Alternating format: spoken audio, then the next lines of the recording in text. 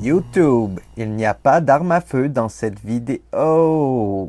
Re-bienvenue sur la chaîne de Airgun Québec. Dans cette vidéo, on va parler de la chasse avec les armes à air comprimé au Québec.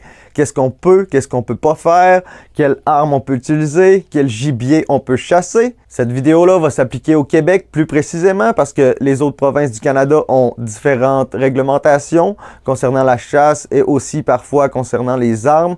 Certaines provinces n'ont pas vraiment besoin d'enregistrer leurs armes et tout ça. On peut trouver ces informations-là sur le site du gouvernement du Québec, mais aussi dans l'application Zone Chasse 2.0 de la Fédération québécoise des chasseurs et pêcheurs. Que vous soyez un chasseur de gros gibier, d'oiseaux migrateurs, de petits gibiers, c'est une bonne application pour savoir quand sont les saisons et qu'est-ce qui est autorisé. Vous pouvez entrer votre zone, le lever, le coucher du soleil et tout ça, donc ça peut être bien pratique. Aujourd'hui, vu qu'on parle de carabine à air comprimé, on va aller plus dans la section de petits gibiers, mais c'est bon un peu pour tout le monde. Avant de s'attaquer au gibier, on va rapidement parler de quelle carabine on peut utiliser pour la chasse au petit gibier. Si on regarde de ce côté-ci, on a les pistolets. Le gros problème avec les pistolets, c'est qu'on est limité à 500 pieds secondes au Québec et au Canada.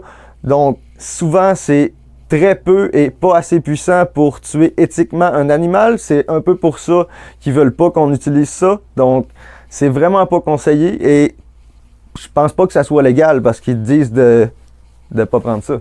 De ce côté-ci, on a les carabines, mais carabine ne veut pas nécessairement dire plus de puissance. Au Canada, on a beaucoup de modèles sous 500 pieds secondes. Donc, celle-là, ça c'est un BB gun en plus, donc fais pas ça. Ici, on a probablement le mécanisme le plus populaire, le canon basculant. Ça, c'est juste un ressort, donc t'as pas besoin de CO2, t'as pas besoin de pompe, t'as juste besoin d'avoir des plombs puis un peu de visu. Donc ça pourrait être utilisé pour la chasse si au-dessus de 500 fps. En .177, souvent, tu vas être pas loin de 1000 fps avec des plombs légers, donc tu veux utiliser peut-être des plombs un petit peu plus lourds juste pour garder de la précision. .22 serait aussi un bon calibre. Donc, dans ces carabines-là, .25, ça vaut pas vraiment la peine. .30 non plus. Ça ferait la job, mais il n'y a pas beaucoup de modèles disponibles de toute façon. Pour plus de puissance ou d'agrément, tu pourrais aller vers une carabine PCP. Ça, c'est de l'air précomprimé. Il te faut une pompe ou un compresseur, mais c'est beaucoup plus facile à utiliser et aussi plus le fun. Tu peux avoir plusieurs tirs sans avoir besoin de recharger ou de bouger sur ton sac de tir, par exemple, si tu fais du tir sportif. Un autre gros avantage d'une carabine comme celle-là, c'est que tu peux utiliser un chargeur. Celle-là, elle a un beau petit levier comme ça. Celle-là, c'est une bolt un peu plus traditionnelle. Donc ça, c'est un peu plus cher, mais ça paraît maintenant. Je ferais pas ça avec l'autre, je pense. Parce que c'est ça. Un gros merci à Airgun Source Canada pour la collaboration sur ma chaîne principale. Je parle d'eux autres ici parce que je les aime bien gros. Mais c'est ça, go check them out. Dans les carabines PCP, tu as un petit peu plus de choix de calibre. Ça peut aller de .177 à .22, .25, .30, .35, .50, .72. Donc, il y aurait possibilité de chasser du gros gibier, peut-être à distance un petit peu plus réduite que les armes à feu, mais tout de même. De nos jours, il y a aussi de plus en plus de carabines à air comprimé qui tirent des flèches et qui sont pratiquement plus puissants qu'un arbalète. Donc, je vois pas pourquoi ça serait pas autorisé. Mais on a encore du chemin à faire. Peut-être que je vais faire partie de ce chemin-là, mettre une petite roue dans le coin. On sait pas. Encouragez-moi pour que ça me tente. Donc, pour faire un petit résumé, dans les lois, ils parlent principalement de au-dessus de 500 fps, donc les carabines qui ont besoin d'un permis et d'enregistrement au Québec. On a déjà fait un petit bout de chemin dans la bonne direction. Avant, la loi disait .177 ou .22 au-dessus de 500 fps. Là, ils ont l'air à s'être rendu compte qu'il y avait d'autres calibres. Donc, ils ont juste comme fait .177 ou plus. Donc, c'est déjà bon, ils savent que ça existe. Assez de radotage, maintenant on va ouvrir l'application Zone Chasse pour aller dans la section petit gibier. On va regarder un peu là-dedans qu'est-ce qu'il y a, qu'est-ce qu'on peut et peut pas chasser vite fait de mémoire. En tout cas, c'est principalement les plus gros petits gibiers qu'on peut pas chasser avec les carabines à air comprimés, donc c'est quand même assez facile de s'en rappeler là. Une petite note avant de commencer, à moins que je me trompe bien gros, là, tous les oiseaux dans cette liste-là, on peut les chasser avec les carabines à air comprimé. Les saisons peuvent être différentes et tout ça, c'est à vérifier dans l'application. Mais c'est ça, pour les oiseaux, on est correct. C'est principalement les gros gibiers, les gros petits gibiers comme le loup et la marmotte et le coyote qu'on ne pourra pas chasser avec les carabines à air comprimé. Je vais lire la liste, je vais lire aussi ceux qu'on peut pas chasser, mais je vais essayer de le mentionner après. Si je fais une erreur, je vais essayer de le mettre dans l'écran, mais c'est ça. Donc, ça commence avec le carouge à épaulettes, la corneille d'Amérique. Ensuite, on a le coyote. Le coyote n'est pas autorisé. Pourtant, certaines carabines ont plus que la puissance nécessaire pour faire ce travail-là.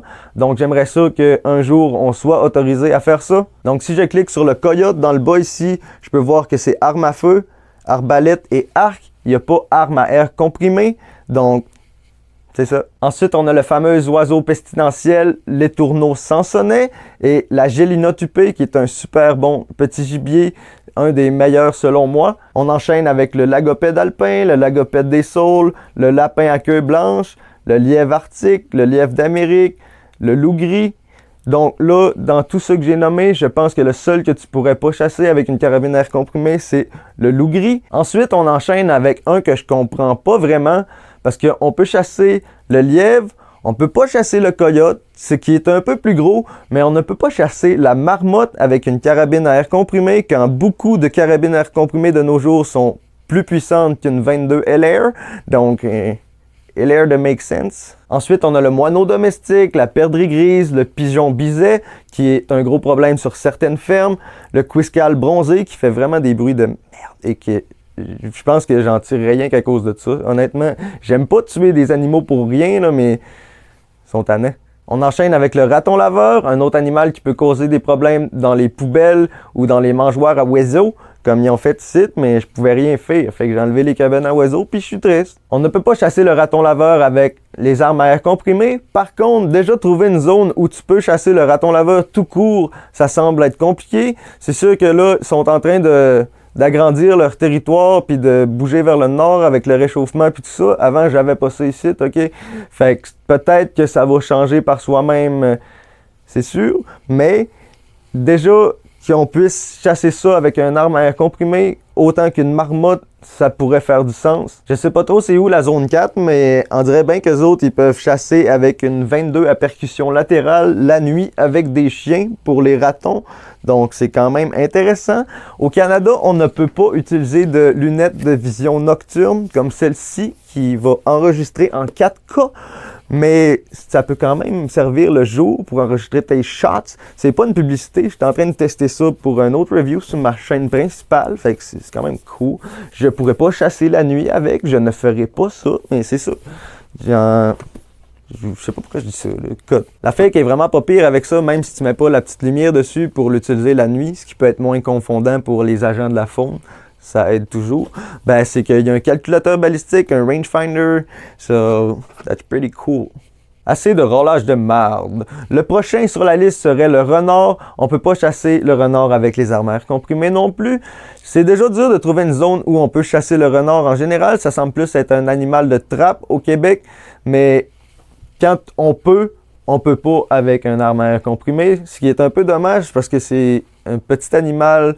Donc, c'est sûr qu'on a assez de puissance pour faire ça avec une carabine à air comprimé à distance raisonnable. C'est sûr qu'il faut toujours que le chasseur fasse une grosse partie de sa job. Si tu sais que c'est trop loin, essaye pas. Puis, tu sais, les lois peuvent pas être faites en fonction des imbéciles. Faudrait que les lois soient faites en fonction que le monde sache un minimum ce qu'ils font, mais il faudrait aussi qu'il y ait des cours disponibles, de l'information disponible, puis c'est ça que j'essaye de faire. On enchaîne avec les quelques oiseaux qui restent, le tétra queue fine, le tétra du Canada et le vachère à tête brune. Donc pour les oiseaux, il n'y a pas vraiment de problème avec les carabines à air comprimé. Vérifiez dans l'application la saison et si c'est vraiment autorisé dans votre zone. Mais normalement, pour tout ce qui est oiseaux petits à plus gros, pas les oiseaux migrateurs. Il y a aussi la Mourning Dove, la tourterelle triste. Ça, c'est un oiseau migrateur. Les oiseaux migrateurs ne peuvent pas utiliser de plomb.